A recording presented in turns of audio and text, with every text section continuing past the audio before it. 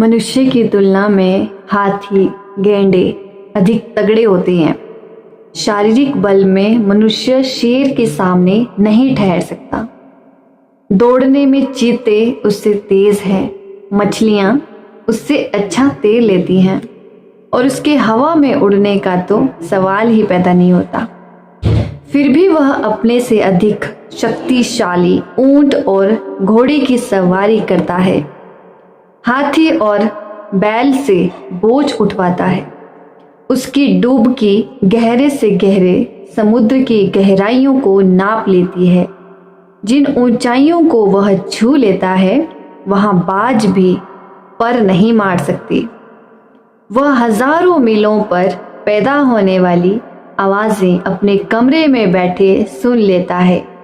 लाखों मीलों पर हो रही घटनाएं उसे अपनी कुर्सी पर सुस्ताते हुए नजर आ जाती हैं।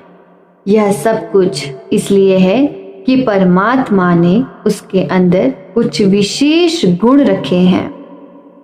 उनमें से एक है श्रेष्ठ बुद्धि, जिसके द्वारा वह न केवल अन्य जीवों का ही अपने हितों के लिए उपयोग करता है, बल्कि प्रकृति के संपूर्ण साधन उसकी आवश्यकताएं पूरी करने के लिए सुलभ हैं। उसकी विशेषताएं इतनी महान हैं और संभावनाएं इतनी विशाल कि उनकी कल्पना करना चाहें तो हो ही नहीं सकती। इसीलिए उसे सारी सृष्टि का सिरताज कहा जाता है। सिरजनहार की चारों खानियों में से सबसे उत्तम रचना। गुरु अर्जुन देव जी ने अवर जोनी तेरी पनिहारी, इसु धरती मही तेरी सिकदारी कहकर उसकी बड़ाई की है।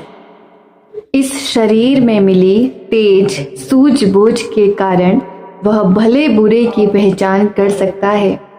आज की घड़ी से बहुत आगे, इस चोले की सीमा से भी परे झांक सकता है। दूर भविष्य के लिए कोई सार्थक योजना बना सकता है और उस योजना को लागू कर सकता है। सब कुछ करने वाला तो बेशक एक प्रभु ही है, पर कुछ कर सकना काफी हद तक मनुष्य के हाथ में ही है। मनुष्य वेश धारण करने से पहले आत्मा बुरी तरह बेबस थी। वृक्ष होने पर वह कहीं चलकर जा नहीं सकती थी, जबान खोल नहीं सकती थी, सोच विचार की दृष्टि से बिल्कुल अपंग थी। कीड़ा, पक्षी, फिर पशु बनने की प्रक्रिया के दौरान उसकी स्थिति सुधरती चली गई, पर कर्मों का चुनाव फिर भी उसके भाग्य में नहीं आया। भेड़ियों को तो क्या पता कि जिस पुरुषार्थ के द्वारा वह अपना पेट भरता है वह हिंसा है, पाप है। वन मानुष क्या जाने कि वह आवागमन के चक्र में फंसा हुआ है और कोई ऐसी शक्ति भी है जो उसे बंधन मुक्त कर सकती है। नर तन मिलने से पहले उसका जीवन जन्म से मृत्यु तक एक बेपैरोल कैदी का जीवन था।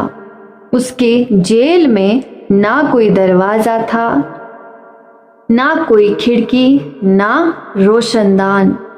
एक के बाद एक लाखों योनियां आई, कोई कुछ दिनों की, कोई महीनों की, कोई दशकों की, सैकड़ों हजारों में गिने जाने वाले वर्षों की।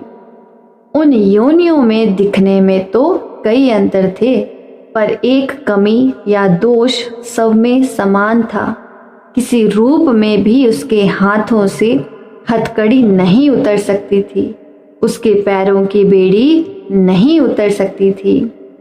पर यदि अब मनुष्य चोले में उसे कर्म करने की आज़ादी मिली तो वह आज़ादी अपने आप में जान की मुसीबत बन गई।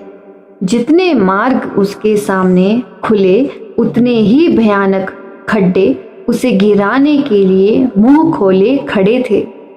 पहले एक तरह की गलत हरकतें करता था, अब तरह तरह की गलत हरकतें करने लगा। जिस सोच ने उसे अपनी जंजीरें तोड़ने का ढंग सुझाना था, उसी सोच ने इन जंजीरों के बहुमूल्य आभूषण होने का भ्रम पैदा करके इन्हें मनमोहक बना दिया। पालतू तोता अगर उसका दरवाजा खुला हो तो भी पिंजरे से बाहर नहीं आता। वह लोहे के एक हरे पतले तार से टंगे रहने की बेआरामी सहन करता रहता है। खुले आकाश के नीचे अपने सुखमय घोंसले की ओर लौटने के लिए प्रेरित नहीं होता। इसी प्रकार मनुष्य मोह माया के जहर को अमृत मानकर निगलता जा रहा है। जो सुख निश्चित ही दुख के रूप में भुगतने पड़ते हैं, दुखु दारू सुखु रोगु भैया, उन्हीं के लिए भटकते हुए वह सांस तक नहीं ले पाता। सुख के हेती बहुत दुख पावत, आत्मा प्रभु रूपी सूर्य की एक किरण है, सतनाम सागर की एक बूंद। इस किरण, इस बूंद को जिस यात्रा पर भेजा गया है, वह यात्रा इसके वापस अपने मूल में पहुंचने पर ही समाप्त होती है।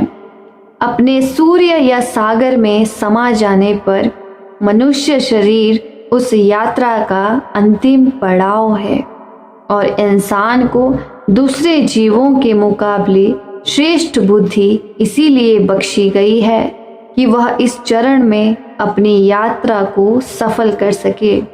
गुरबाणी में संसार की उपमा चौपड़ की बाजी से दी गई है और वह खूब फबती है। चौपड़ की बिसात में 4 पट्टियां होती हैं और हर पट्टी में कई खाने।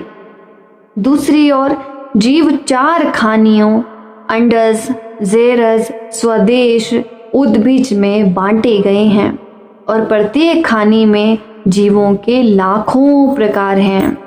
चौपड़ की नर्द या गोट को पहले खाने से शुरू करके चारों पट्टियों में से गुजरकर बिसात का पूरा चक्कर लगाना होता है और सृष्टि के प्राणी उसी तरह बेलों, वृक्षों आदि से उन्नति करके इंसान बनते हैं।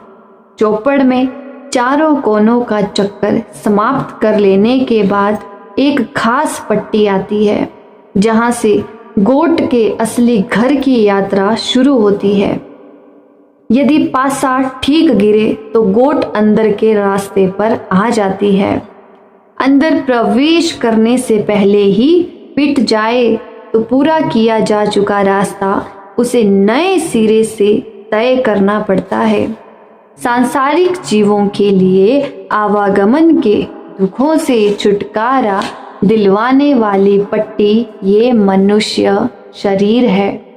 अगर कोई आत्मा इस पट्टी पर पहुंचकर अपने असली घर का रास्ता पकड़े बिना शरीर त्याग दे तो वही 84 लाख योनियां फिर उसके पल्ले पड़ जाती हैं, जबकि सही रास्ता अपना लेने वाली आत्मा चौपड़ की पक्की कोट की तरह जीत जाती है, अपने निज घर यानी सचखंड में प्रवेश कर लेती है।